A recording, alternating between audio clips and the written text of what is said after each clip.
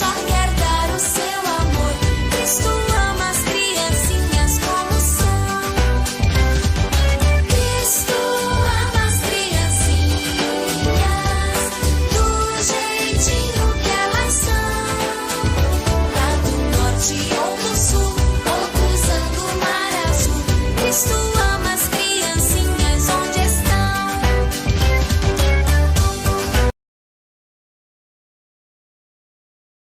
Olá, criançada, tudo bem? Olha o vô Vanilson aqui de novo, assim como diz o nosso pastor da Igreja Presbiteriana Bela Vista de Tatuí, Reverendo Daniel Pereira da Silva. Hoje nós vamos abordar um tema interessante na Palavra de Deus, que está lá em Filemon. Filemon é um livro pequeno, só tem um capítulo, que aborda o servo fugitivo. Tudo bem? Então, mas antes de nós dar prosseguimento à nossa aula, vamos orar? Amado Deus, mais uma vez, agradecidos estamos por esta oportunidade de estarmos estudando a Tua Palavra. Pedimos a sabedoria e a orientação e o discernimento do Teu Espírito Santo, para que ela surta o efeito necessário, que é a conscientização de cada um de nós em aprendermos a Tua Palavra e colocarmos em prática. Abençoa todos esses queridos que estão nos vendo. Guarde a todos os seus familiares. A nossa oração em nome de Jesus. Amém.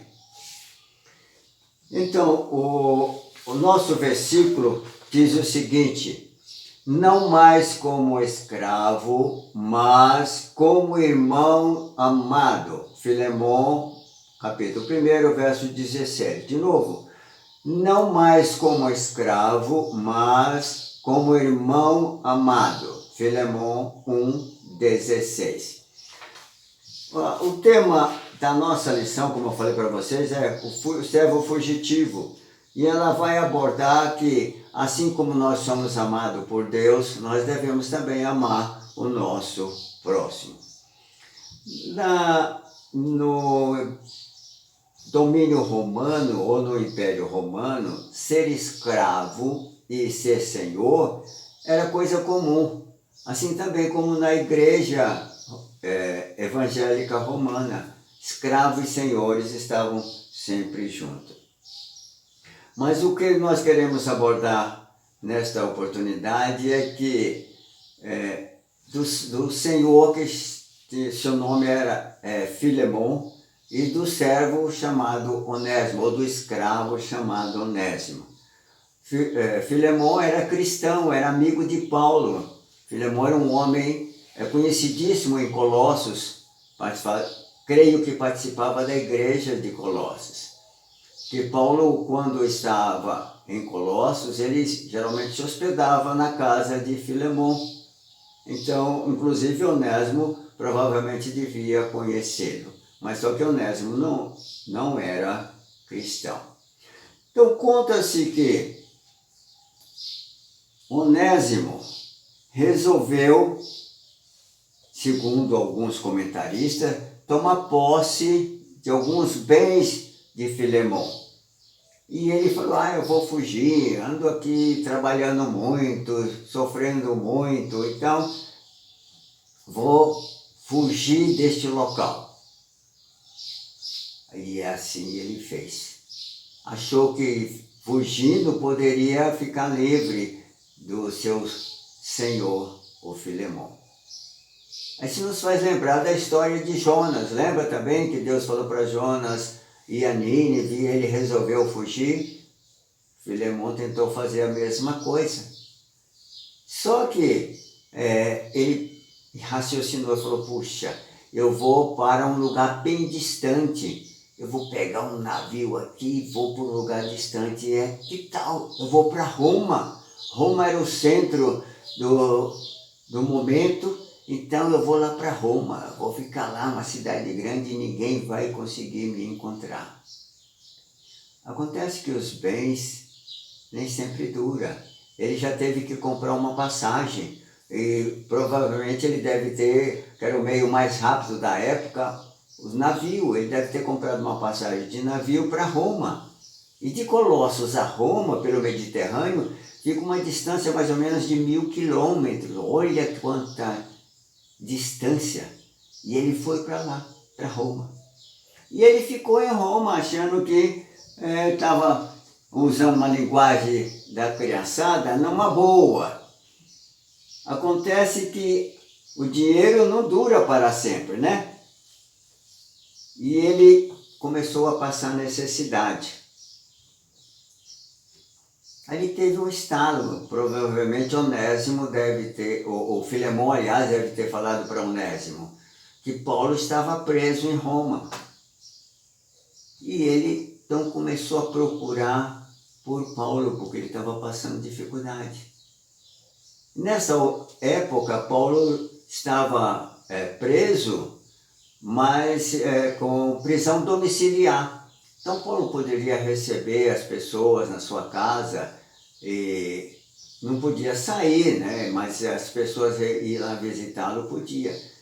E Onésimo procurou, né? Naquele burburinho de Roma, uma cidade grande, é como se fosse procurar uma agulha num palheiro. Difícil, né? Mas ele foi persistente e encontrou Paulo. Aí ele ficou feliz e começou a trabalhar com Paulo. E Paulo, aproveitando, começou a evangelizá-lo. E o Espírito de Deus, que convence o homem do pecado, da justiça e do juízo, alcançou a Onésimo. E Onésimo teve um encontro real e verdadeiro com o Senhor Jesus. Onésimo significa útil, mas para Filemão era inútil, porque agora ele estava fugitivo. Mas aí Paulo, como um homem de Deus, pensou, não é justo eu ficar aqui desfrutando da utilidade de Onésimo, enquanto o Filemão está lá preocupado com o seu escravo fugitivo. Eu vou escrever para Filemão, fazer um documento para ele explicando a situação, que agora o Onésimo não era mais um escravo, mas era um homem livre pela ação de Deus na vida dele, porque ele tinha aceitado a Jesus ou ter se rendido a Jesus como Senhor e Salvador da sua vida. Mas eu creio, irmãos e queridos, que Onésimo começou a raciocinar, falar, puxa vida, se eu voltar lá para o Filemão, eu fugitivo, eu vou começar a sofrer tortura, açoites, ou quem sabe até ser marcado na testa com ferro em brasa, a letra F. Imaginaram assim na testa aquele marca de F de fugitivo? Tudo isso provavelmente deve ter passado pela cabeça de Onésimo. Mas Paulo estava consciente de que isso não aconteceria, porque ele conhecia a Filemão. Então o que ele fez? Escreveu a carta e mandou para Filemão. E sabe quem é que levou a carta e também Onésimo para Colossos? Tíquico. Tíquico era um companheiro de Paulo. Ele que era um dos líderes também da igreja de Colossos. E Tíquico levava não só as cartas para a igreja de Colossos, como também para a igreja de Éfeso. E nessa oportunidade, Onésimo foi junto. E o Filemão recebeu a carta e começou a analisar os dizeres da carta. E tem o seguinte teor, eu vou ler para vocês a carta. Carta para Filemão. Irmão Filemão, recebe Onésimo não como um escravo, mas como um irmão em Cristo. Se, portanto, me consideras como um amigo, recebe-o como se fosse a mim mesmo. Eu sei que fará mais do que estou pedindo. Se Onésimo te ficou devendo alguma coisa, eu pagarei do meu próprio bolso. Seu irmão em Cristo, Paulo. Onésimo deve ter ficado pensando assim, puxa vida, será que Filemão vai realmente me perdoar? Mas Filemão começou a refletir, porque ele sabia da amizade, conhecia Paulo e sabia do pedido de Paulo e como ele considerava Paulo. Então, o que aconteceu, queridos?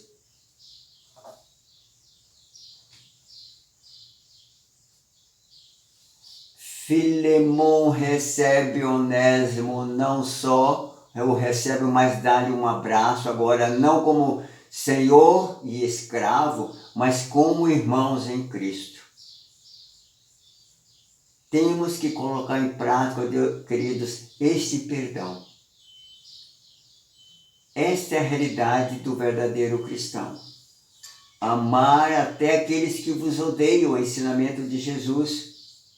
Assim como Jesus nos amou, nós devemos amar também o nosso próximo. Espero que cada um entenda bem esta lição e coloque em prática na sua vida. A Bíblia não relata, queridos, como terminou essa história.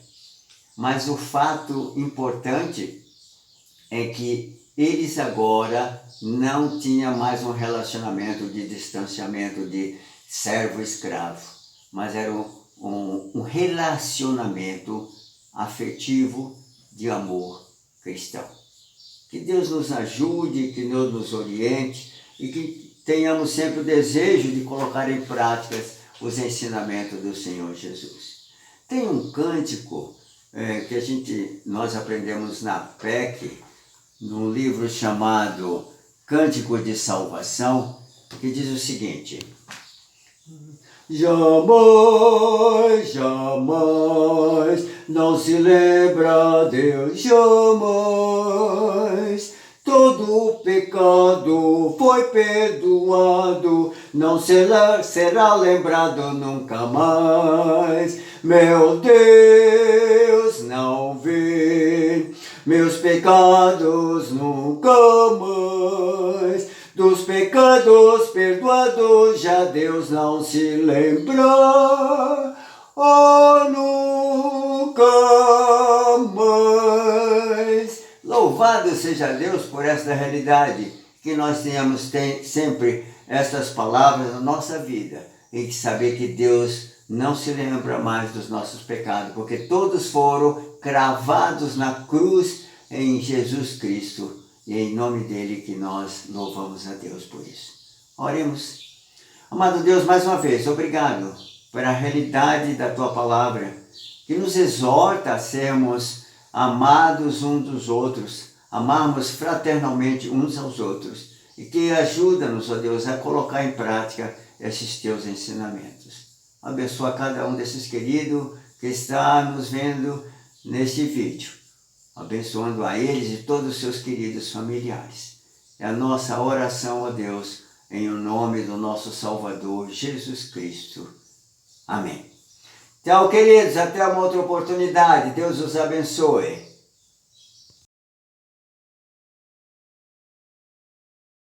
Seja constante o amor fraternal. Hebreus 13, 1. O meu mandamento é este, que vos ameis uns aos outros. João 15, 12. Não mais como escravo, mas como irmão amado. Filemão, capítulo 1, versículo 16.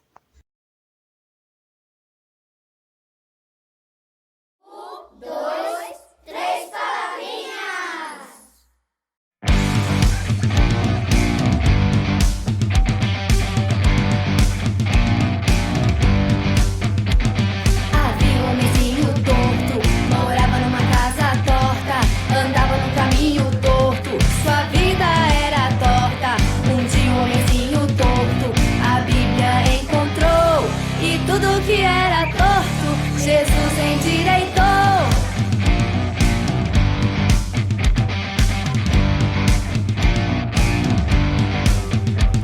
Havia um homenzinho torto, morava numa casa torta, andava no caminho torto, sua vida era torta. homenzinho torto, a Bíblia encontrou. E tudo que era torto, Jesus endireitou. Havia um homenzinho torto, morava numa casa torta, andava no caminho torto, sua vida era torta. Um dia um homenzinho torto, a Bíblia encontrou. E tudo que era torto, Jesus endireitou. Havia um homenzinho torto, morava numa casa torta, andava no caminho torto, sua vida era torta. E um dia um homenzinho torto, a Bíblia encontrou. E tudo que era torto, Jesus endireitou.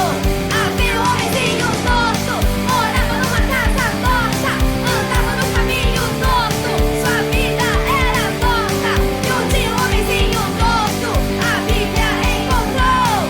E tudo que era torto, Jesus endireitou. E tudo que era torto, Jesus endireitou. E tudo que era torto, Jesus